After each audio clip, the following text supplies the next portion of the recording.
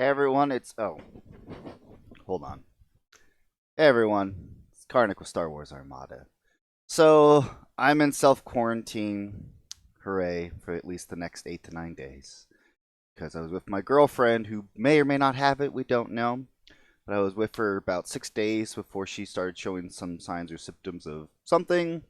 So, to fight the good fight and do my part, I'm doing my part. You know that meme from Starship Troopers, I'm locked in my room for a while. So, more videos, maybe a video each day. I don't know. I'm already like bored out of my mind. But anyway, I'm Karnak. Star Wars Armada Explained. Let's dive right in. Just so you guys know, I'm totally feel fine, but for the safety of everyone, let's take a look. All right. We're going to be looking at the Starhawk's super weapon today. We're going to look at the Magnite Crystal Tractor Beam Array. Boy, that's a lot of words on there. How do you know it equips the Starhawk? Well, in the bottom left-hand corner, you're going to see the super weapon icon, and you see it next to it is the Starhawk icon. And so, how do you know it's for Rebels? If you look right there to the right, you'll see the faction icon for the Rebel Alliance, and its point cost 10 points for this card. Woof, that's expensive. Okay, let's read what it says. After the end of your activation, you may exhaust this card to choose one enemy ship at distance 1 to 5. That ship speed is increased or decreased to match your speed. While your speed is 0, you cannot ready this card.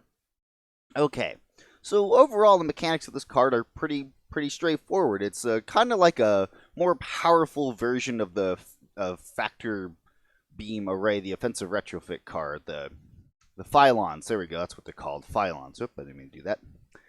So, in a nutshell, let's start off here. So it's after the end of your activation. So you've activated your ship, you revealed your command dial, you did your shooty shoot, and we'll say you did your move. So in this case, we're going to say, you know what? We're like, couldn't shoot that pesky Corvette. But I'm going to go ahead and move 2. 1, 2. Okay. Pretend I put the movement tool down. All right. So now I ended my ship's activation, but before your opponent can activate one of his ships, you need to say, aha! After the end of your activation, which is the ship it's equipped to, you may exhaust this card to choose one enemy ship at distance 1 to 5. Let's check out who's at distance 1 to 5. That's the wrong range band. Here we go. So remember, distance 1 is this black here, red is 2, 3, 4, 5. So we see there that Corvette is firmly within, distance 4 to 5. And just so you guys know, when you are doing your range check, for example, if this Corvette was out here barely even touching with its base at distance 5, when you are doing your measurements, you are ranging from the physical plastic base of your ship to the physical plastic base of your opponent's ships. Do not measure from shield dials or shield frames. Those are specifically pointed out as not included. But you don't measure from cardboard to cardboard.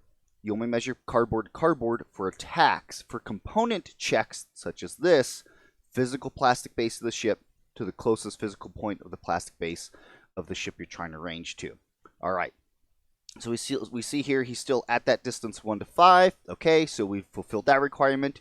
That ship's speed is increased or decreased to match your speed. Well, my Starhawk is speed 2, and that Corvette's speed is 4. So that Corvette needs to drop to speed 2 now. All right, got it. And then while your speed is 0, you cannot ready this card. So there's and that is, for all intents and purposes, that's the Magnite Crystal Tractor Beam Array. There we go. So now whenever that Corvette goes to activate, it can only go that speed 2, or if it does have a navigation token, in a nav command, it could speed up. I find that this card is kind of really great. After Corvette has kind of already blasted and it's trying to jump off to the side, you slow it down so you can keep salvoing it. Man, salvo is so good against small ships like this. But if for some reason, as it says here, while your speed is 0, so for example, we'll say that we already were at distance 1 to 5 of this Corvette, and we're like, I'm going to drop the speed 0, and now I'm going to exhaust this tractor beam array, and if this Corvette was going speed 4, now it's going speed 0, meaning that unless it has, form of navigation mechanics to try to speed up, it's stuck in the front arc of my Starhawk, or otherwise it's going to have a really difficult time trying to escape. But the caveat to this is while you're at speed 0, at the start of the next ship phase, you can't ready this card, because it's going to be exhausted, and the only time that you unexhaust cards is in the status phase at the end of the round, and if you can't unexhaust it or ready it, as the term is, you can't use it for the next turn. So there's definitely some risk versus reward with this kind of playstyle. It's like you're at speed 0, but your opponent's also at speed 0, but then you can't slow him down again if he speeds back up and tries to get away. But that is the tractor beams. There's no crazy things going on here. Now, there is one interesting interaction, and that's with Thruster Fisher.